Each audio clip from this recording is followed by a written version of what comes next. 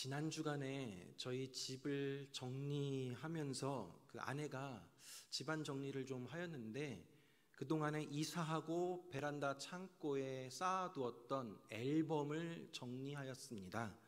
아내 덕분에 이제 저의 어렸을 때 사진, 또 한창 잘 나가던 리즈 시절 때의 사진, 그리고 결혼식 사진, 또 아이들 임신했을 때, 또 태어났을 때 탯줄 뭐 그런 것들 다 보면서 지난 추억을 되새겨보는 시간을 가졌습니다.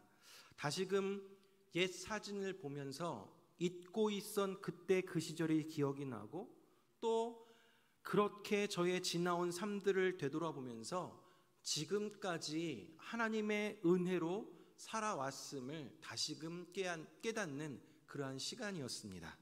사람들은 대부분 인생을 마무리하게 되거나 또는 어떠한 계기가 있을 때 그의 인생들을 되돌아보고 또 그 의미들을 생각하게 됩니다.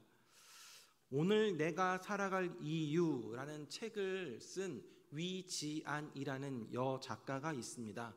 1979년 생인 그녀는 치열하게 삶을 산 결과 해외 대학에서 또 박사 학위를 받고 30세 나이에 세계 100대 대학에 속하는 푸단 대학의 교수가 되었습니다. 하지만 얼마 지나지 않아서 말기암 판정을 받게 됩니다. 결국 사랑하는 남편과 2살 된 아들을 남겨둔 채 33세 나이로 생을 마감하였습니다. 그녀가 말기암 선고를 받은 이후 이 책을 쓰면서 비록 짧은 시간이지만 삶의 끝에서 자신의 삶을 되돌아보기 시작했습니다.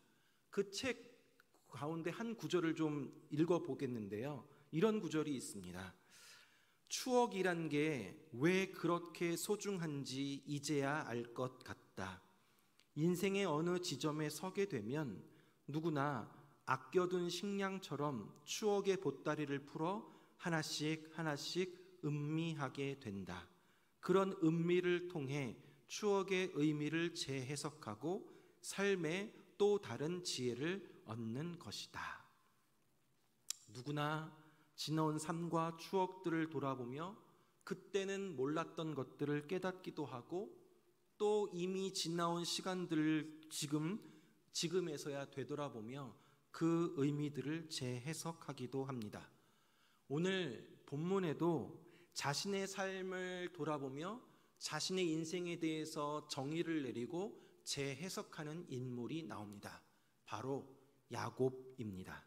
우리가 계속해서 야곱의 이야기를 살펴보고 있는데요. 지난주에 창세기 35장에서 야곱은 일어나 베델로 올라가서 다시금 이스라엘이라는 이름을 받고 하나님의 축복을 받았습니다. 그 후에 야곱은 가슴 아픈 일을 겪게 되는데, 정말 눈에 넣어도 안 아플 정도로 사랑했던 아들 요셉이 짐승에 찢겨 죽었다라는 소식을 듣게 됩니다.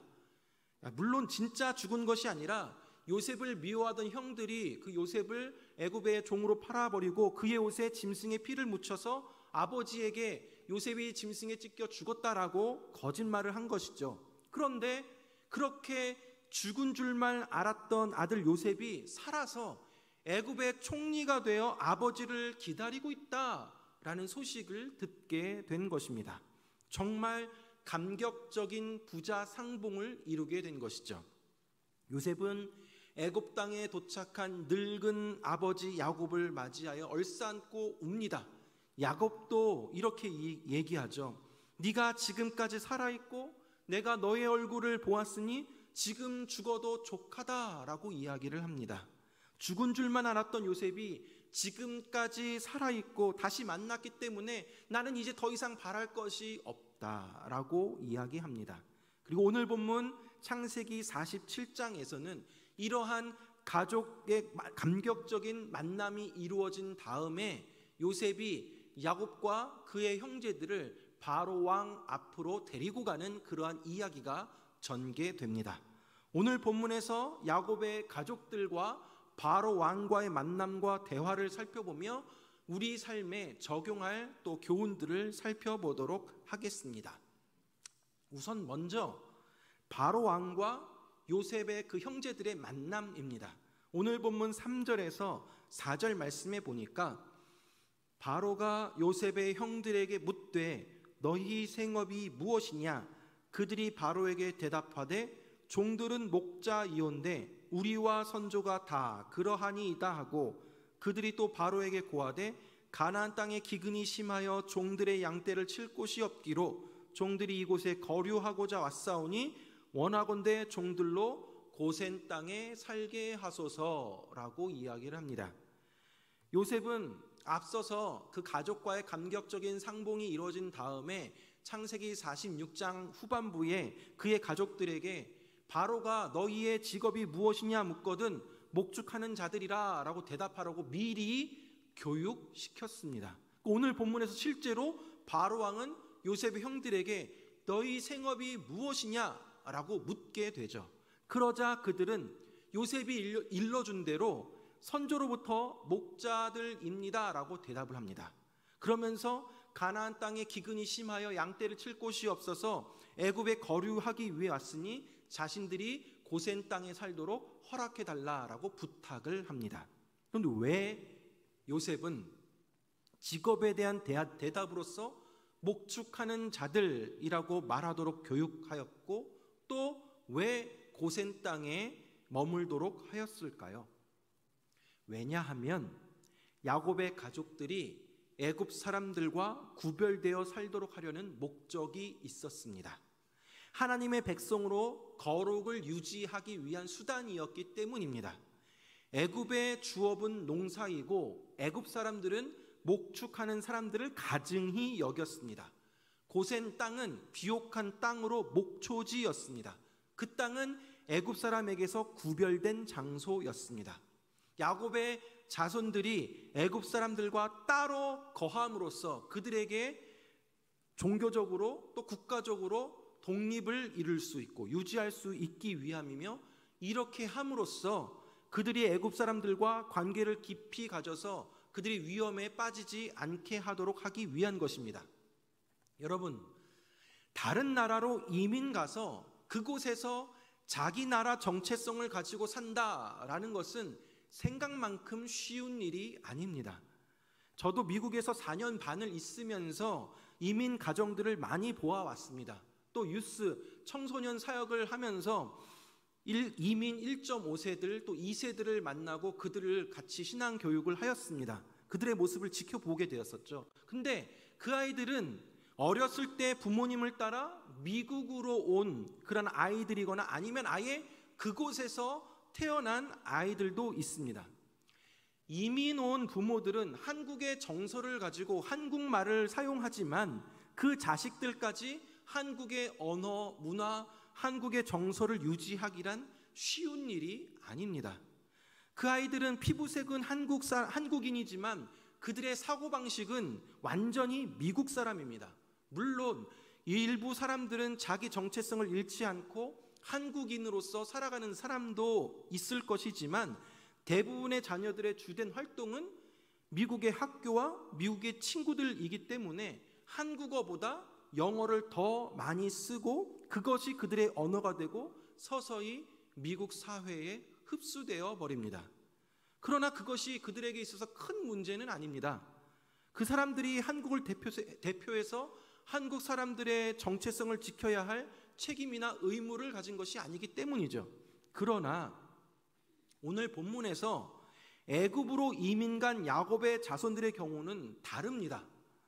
이들이 애굽 사람 또 애굽 사회에 동화되고 흡수되어 버리는 것은 그야말로 큰일입니다. 왜냐하면 하나님께서 특별한 목적을 위하여 그들을 선택하고 구별하셨기 때문입니다. 야곱이 애굽으로 이민 간 것은 아들을 만나기 위해서 또 기근을 피해서 행복해졌다라는 사건으로 끝나는 것이 아니라 자기 백성을 큰 민족으로 만드시려는 하나님의 계획이 실현되는 것이기 때문이었습니다.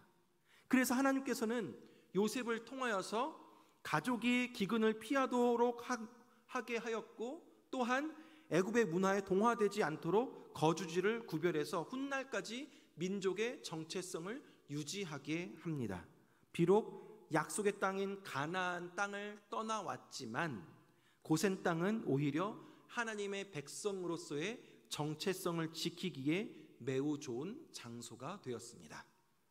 사랑하는 여러분, 야곱의 가족들이 애굽 땅에 살지만 자기 정체성을 지키고 살았던 것처럼 우리 역시 세상 속에 살아가지만 세상에 속하지 않는 사람으로 살아가기를 바랍니다. 그러나 여러분, 그리스도인으로서 구별된 삶을 살고 그러한 삶을 추구한다라는 것은 우리가 살아가는 이 세상과의 단절을 의미하는 것은 아닙니다. 우리는 세상 속에서 거룩을 추구한다, 구별된 삶을 살아간다라고 하지만 세상과 고립이 되어서 교회 안에서만 또 그들만의 리그로만 만족하는 삶을 살아가기도 합니다. 교회 안에서는 인정받고 알아주는데 사회 속에서는 그리스도인으로서 아무런 영향을 끼치지 못하고 있습니다. 여러분, 그것은 하나님이 우리에게 원하는 모습이 아닙니다. 우리는 세상과 하나님 나라의 경계에 서서 좀 더 적극적으로 세상으로 나아가야 합니다. 그런데 그냥 막무가내로 열정만 가지고 거룩한 백성으로 살아가겠노라 다짐만 하며 나아간다면 금방 무너지게 됩니다. 금방 세상에 물들어 버립니다. 때문에 세상 속에서 거룩함과 경건함을 유지하기 위해서 훈련이 필요한 것이고, 그렇게 하나님의 전신갑주로 무장되어 나아갈 때에 세상과의 경계에 서서 치열하게 하나님 나라의 확장을 이루어갈 수 있는 것입니다. 그러므로 우리가 하나님의 거룩한 백성으로서 세상에 동화되지 않는 삶을 살아가려면 항상 하나님의 음성에 귀 기울여야 합니다. 뿐만 아니라 하나님의 말씀을 내 마음 가운데 두어야 하는 것입니다. 사랑하는 여러분, 세상에 물들지 아니하고 하나님의 백성으로서의 순전함을 지키며 하나님의 자녀로서 그리스도인으로서 교회로서 살아나아가는 저 여러분들 되길 주님의 이름으로 축원합니다. 자, 이번에는 바로 왕과 또 야곱과의 만남이 이어지게 됩니다. 오늘 본문 7절에서 10절까지 말씀입니다. 요셉이 자기 아버지 야곱을 인도하여 바로 앞에 서게 하니 야곱이 바로에게 축복하매 바로가 야곱에게 묻되 내 나이가 얼마냐? 야곱이 바로에게 아뢰되 내 나그네 길의 세월이 130년이니이다. 내 나이가 얼마 못되니 우리 조상의 나그네 길의 연조에 미치지 못하나 험악한 세월을 보내었나이다 하고 야곱이 바로에게 축복하고 그 앞에서 나오니라. 여러분, 바로 왕을 만나는 야곱의 모습이 나오고 있습니다. 그런데 좀 독특한 모습이 보이게 되죠. 야곱은 바로 앞에서 어떻게 합니까? 7절 말씀에 보면 야곱은 바로 앞에 서자마자 그 바로 왕을 축복합니다. 그리고 또 10절 말씀에 보면 바로 앞을 물러나올 때도 그를 축복합니다. 두 번이나 야곱이 바로 왕을 축복하고 있습니다. 여러분, 애굽의 실질적인 주인은 바로 이 바로 왕입니다. 그럼 지금 야곱은 기근을 피해서 애굽에 먹고 살기 위해서 온 난민에 불과한 사람입니다. 여러분, 상식적으로 이 둘이 만났을 때 당연히 바로 왕이 야곱을 축복하는 것이 어울리는 상황입니다. 그러나 야곱은 당당하게 바로 왕을 축복합니다.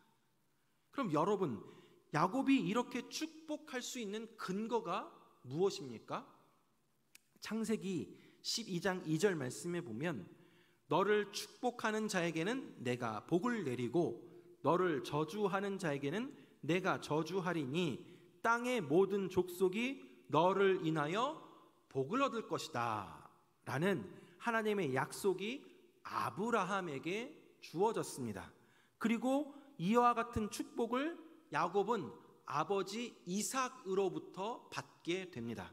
창세기 27장 29절 말씀에 보면 만민이 너를 섬기고 열국이 내게 굴복하리니 내가 형제들의 주가 되고 내 어머니의 아들들이 내게 굴복하며 너를 저주하는 자는 저주를 받고 너를 축복하는 자는 복을 받기를 원하노라 라고 되어 있습니다.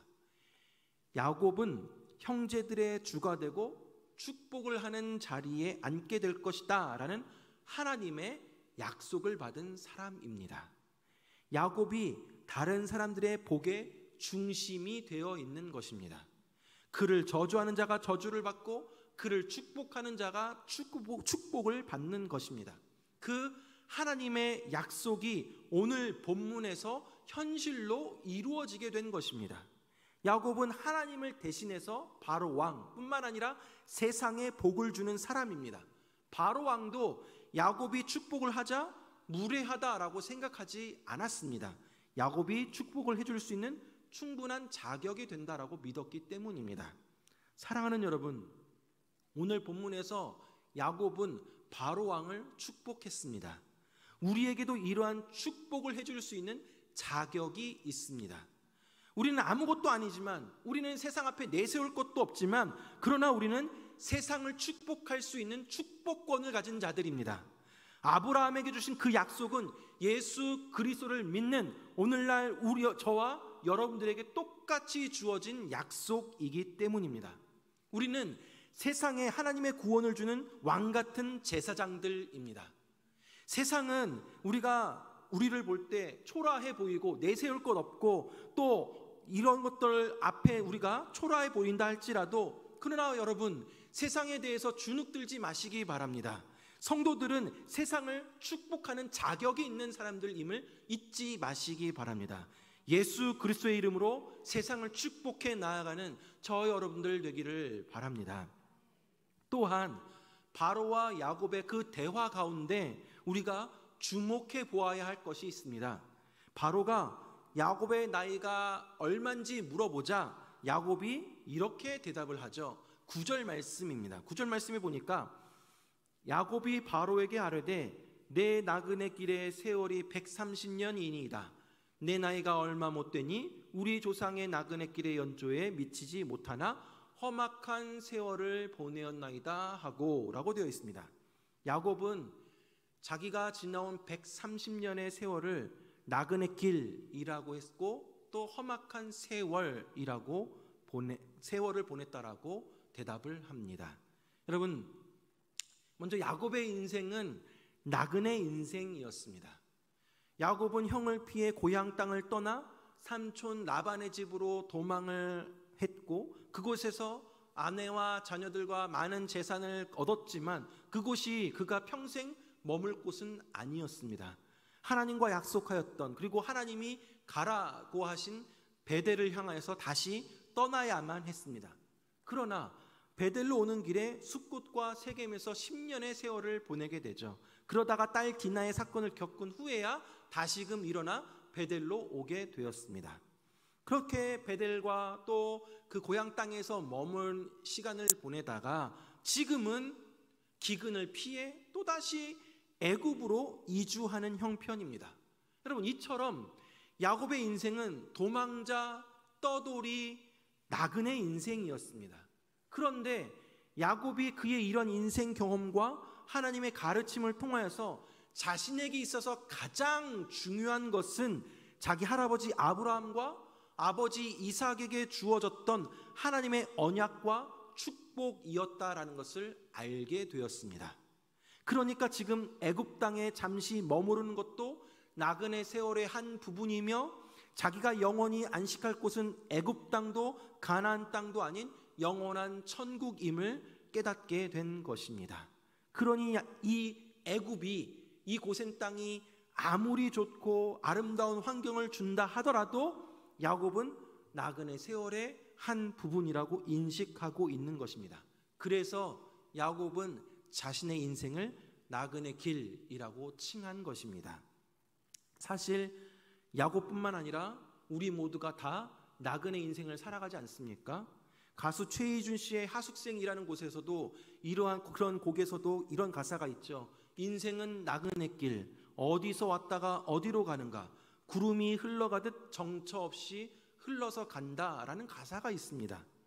하숙생의 가사에도 인생은 나그네 길이라고 하고 야곱도 인생은 나그네 길이라고 합니다.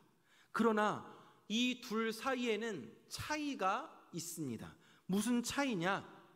어디로 왔다가 어디로 가는지 정처 없이 떠돌아다니는 나그네가 있고 천국 본향을 향해 가는 나그네가 있다라는 것입니다.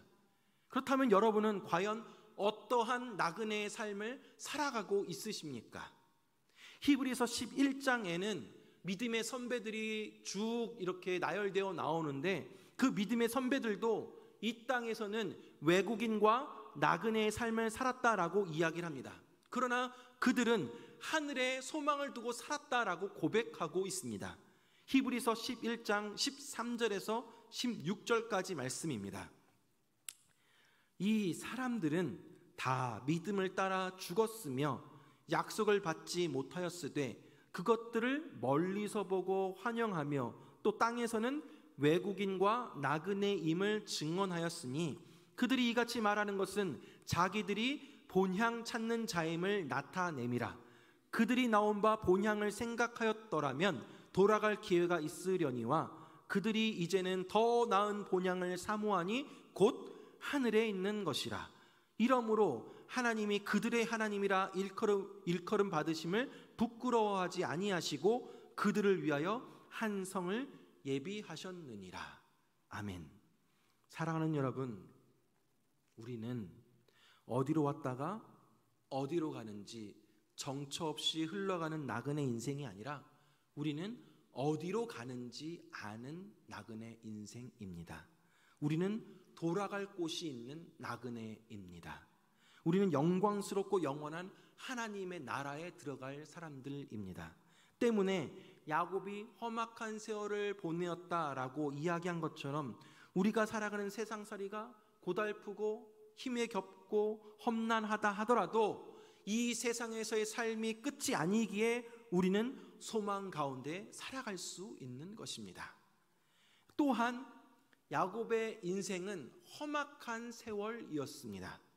우리가 야곱의 이야기를 계속해서 살펴보고 있지만 야곱은 하나님을 의지하지 않고 자신이 원하는 것을 얻기 위해서라면 수단과 방법을 가리지 않았던 인물이었습니다. 자아와 고집이 강했던 인물이었습니다. 그러나 하나님께서는 그러한 야곱을 다듬어 가셨습니다.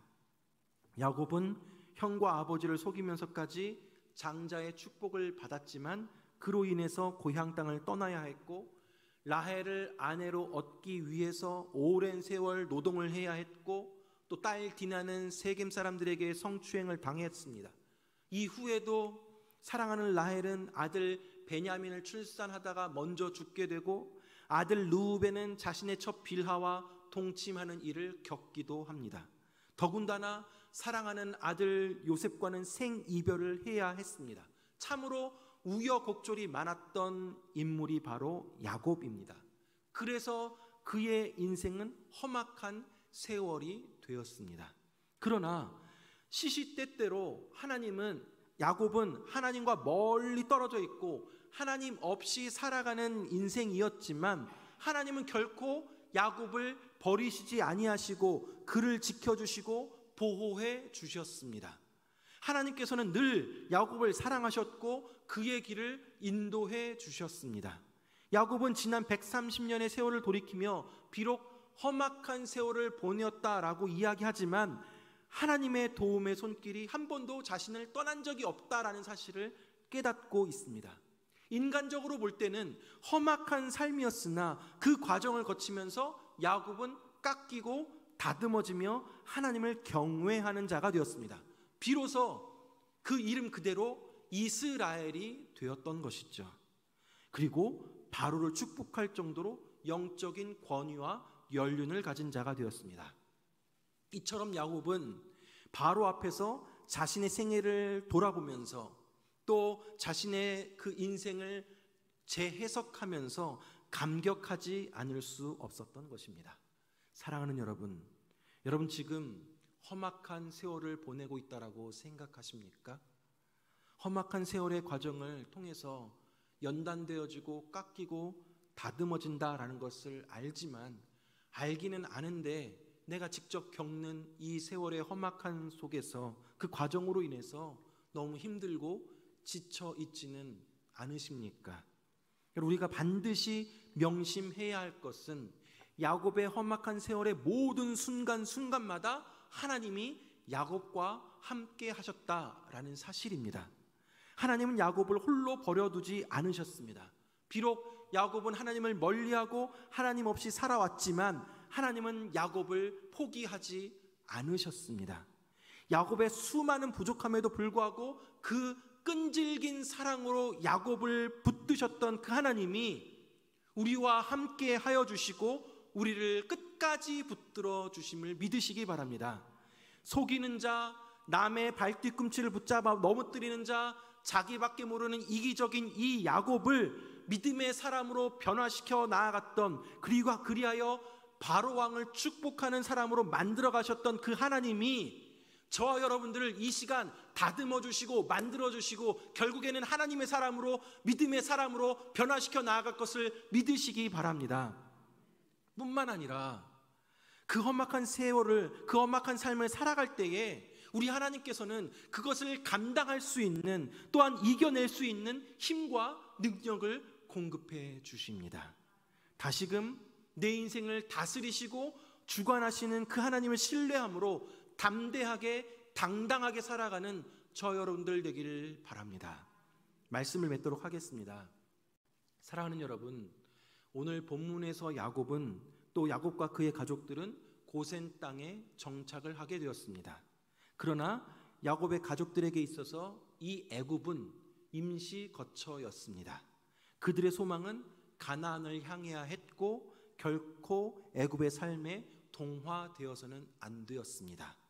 야곱의 가족들이 애굽 땅에 살지만 자기의 정체성을 지키고 살았던 것처럼 우리 역시 세상 속에 살아가고 있지만 우리 정체성을 잊지 아니하시기를 바랍니다. 하나님의 백성으로서의 정체성을 지키고 더 나아가서 하나님의 전신갑주로 무장이 되어져서 세상과 또 하나님과의 그 경계에 서서 무장되어진 우리가 하나님과 함께 이 세상을 더욱더 하나님 나라로 변화시켜 나가고 확정시켜 나아갈 수 있기를 바랍니다. 또한 우리 그리스도인들은 하나님의 관점으로 인생을 재해석해야 합니다. 야곱은 그의 인생을 되돌아보며 나그네 길이었고 험악한 세월을 보냈다라고 고백을 합니다. 우리 모두는 나그네 인생길을 걸어갑니다. 그리고 때로는 험악한 세월을 보내기도 합니다. 그러나 우리는 정처 없이 흘러가는 나그네 인생이 아니라 우리는 어디로 가야 할지 아는 사람들입니다. 저 본향 집을 향해 가는 그 나라의 소망을 분명히 바라보는 성도는 이 세상에서의 삶을 더욱더 충실하게 살아갈 수 있습니다. 이 세상 살아가는 동안 하나님 나라에 들어갈 준비를 잘하며 사시기 바랍니다. 뿐만 아니라 나의 눈으로 보기에는, 또 제3자나 다른 사람의 눈으로 보기에는 참으로 힘들고 또 험난한 세월을 보내는 것처럼 보이지만 그 모든 과정 속에서 하나님은 우리를 이끄시고 보호하시고 인도하십니다. 이것이 바로 하나님의 은혜입니다. 지금까지 지내온 모든 것들은 다 하나님의 은혜였다라는 것을 믿음으로 고백하시기 바랍니다. 우리의 인생 모든 순간순간 하나님이 나와 함께 하심을 믿음으로, 또한 그 모든 과정들을 통해 다시금 하나님의 사람으로, 믿음의 사람으로 변화시킬 것을 기대함으로 우리가 살아가는 이 험악한 인생길을 넉넉히 이겨내는 저와 여러분들 되길 주님의 이름으로 축원합니다. 기도하겠습니다.